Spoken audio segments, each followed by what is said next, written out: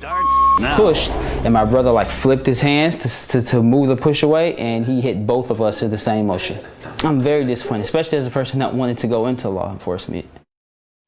You've heard of police using stop and frisk, but these young men complain that their encounter with police was more like stop and fight.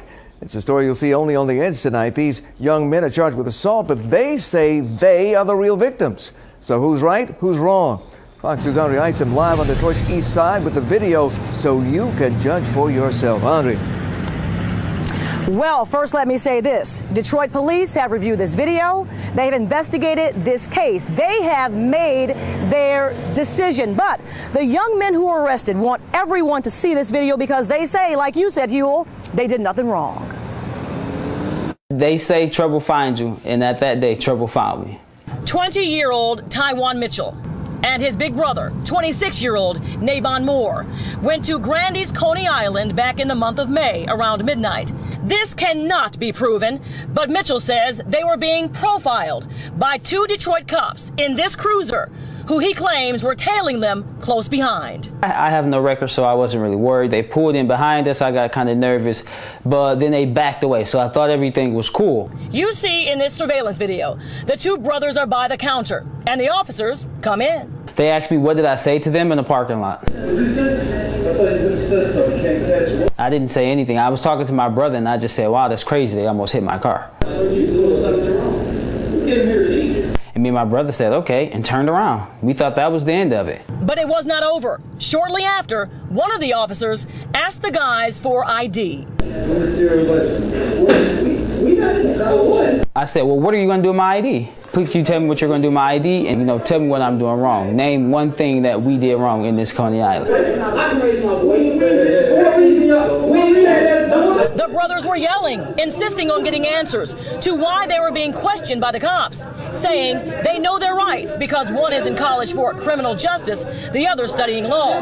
Then, all of a sudden. And pushed, and my brother like flipped his hands to move the push away, and he hit both of us in the same motion. He socked both of them momentarily, bang, bang, in the jaw. Then it was on. The boys in blue and the brothers were brawling. It was a natural reaction. When he hit me, I hit back. I hit him about 3 times, and I immediately stopped. I kind of like curled up a little bit. We're not saying they did not fight the officers. What we're saying is there was no probable cause. When they found the two young men who were smart, two young men who were college students, when they challenged them, I think they got angry and they decided to hit them.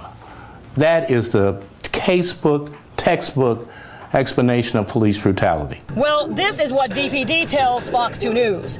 When the incident happened, the officers admitted that they used force and a command-level investigation was conducted. The officers alleged that when they were investigating inside the Coney Island, one of the officers extended his hand and asked one of the young men to step back. But that young man slapped the officer's hand. At that point, the police officers responded with force. After reviewing the video and interviewing the suspects, the use of force was deemed appropriate and reasonable by the department. They shouldn't have profiled us, and if anything, they shouldn't have got physical with us, because we didn't expect that. We weren't going to get physical with them. We're not crazy. We're not going to just hit cops. We're not going to just hit anyone. So why would you hit us? Never been in trouble, and I don't want them to think that we're bad people because we hit the cops back. Actually, I want them to look at us as the good people, I don't think I would do anything differently.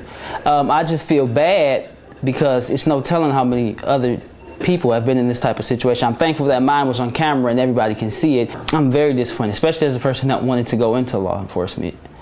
Changed my whole perspective, but actually that just gave me that drive to do it more.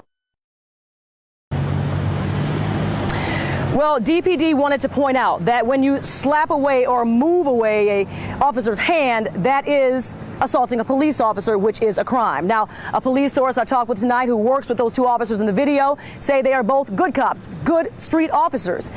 Now, this situation did escalate. I think everyone can agree to that. The two young men say, though, they did not start any of this. They just reacted. And again, they contend they did nothing wrong that night. And you only heard from one of the brothers because the other's back in Texas, back in college. Huel. Andrea, from that video, I don't want to say who's right and who's wrong here. I think a jury or a court may have to make the final decision on that. But I do want to know about the explanation for why the officers confronted the young men at that restaurant in the first place. Why? Okay, I think, you know, and that's what we've asked on both sides of this, and both sides have a different story. DPD tells me this is what the officers tell them, that when they were in the parking lot, the two young men made a grim expression, some kind of negative expression. When they went inside, the officers asked them about what happened out in the parking lot, and they say the young men were unruly and aggressive. Though the young men say the tape and the audio disproves that. So you have two very different stories, and both of them say they did the right thing.